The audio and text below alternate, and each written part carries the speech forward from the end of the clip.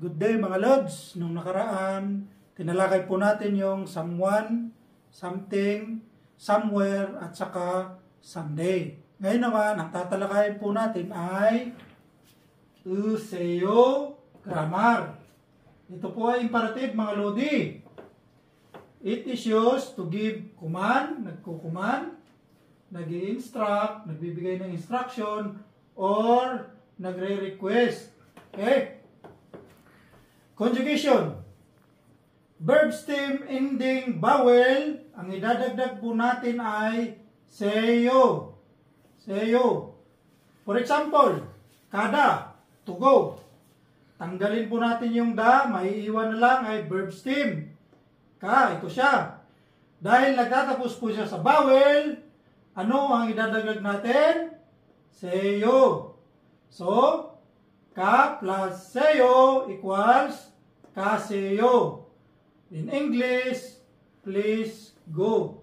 Okay? Conjugation number 2. Verb stem ending consonant. Ang idadagdag po natin ay useyo. For example, tsupta, tupol. Tanggalin po natin yung da, maiwan na lang ang verb stem. Ito siya, chop. Dahil nagtatapos siya sa consonant, anong idadagdag natin? Useo. Useo. Okay? Chop plus useo. Pag pinagsama po natin yan, magiging ganito na po siya. Subuseo. Okay? Ibig sabihin sa English, please fold it. Okay? Conjugation number 3. Verb stem ending real ay idadrop natin yung real and magdadagdag lang po tayo ng seyo. Okay? For example, palda, to say.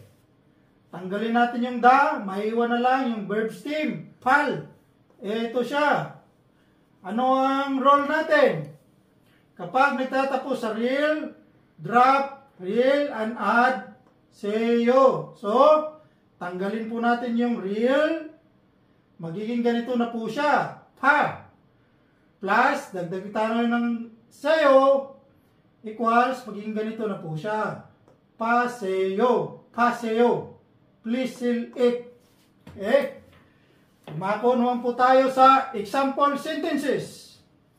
Number 1. Chusim haseyo. Be careful. Mag-ingat ka. Okay?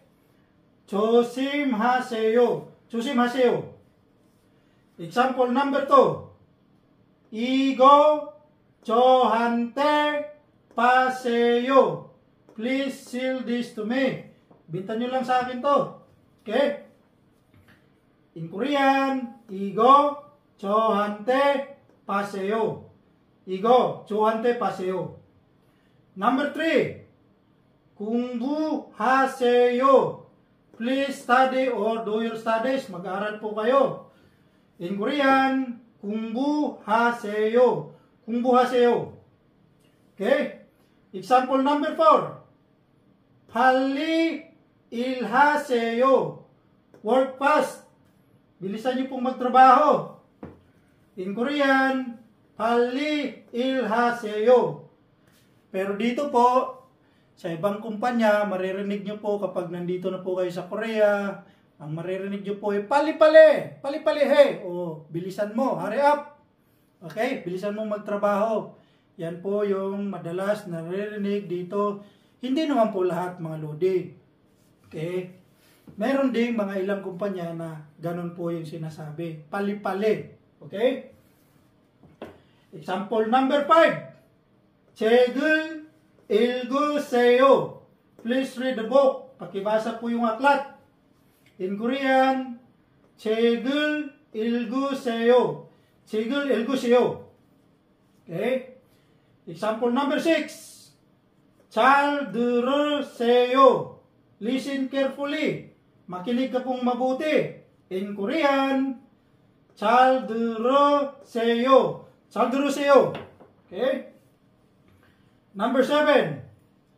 말하세요. please speak. Magsalita ka po. In Korean, 말하세요. 말하세요. Example number 8. 조용히 하세요. Please be quiet. In Korean, 조용히 하세요. 조용히 하세요. Yan po mga lods. Example number 9. Kung halimbawa kayo po ay manginginom at nasa siktang po kayo o restaurant at gusto niyo mag-order ng beer, ganito lang po yung sabihin niyo mga lodi. 맥주 주세요. Please give me beer. Pakibigyan niyo po ako ng beer. Okay? In Korean, 맥주 주세요. 맥주 주세요. Okay? Meron pa pong iba. Halimbawa, 내일 3시에 오세요. Please come here at 3 o'clock tomorrow. Maraming salamat po sa inyong panonood, pag-like at pag-share ng aking mga video.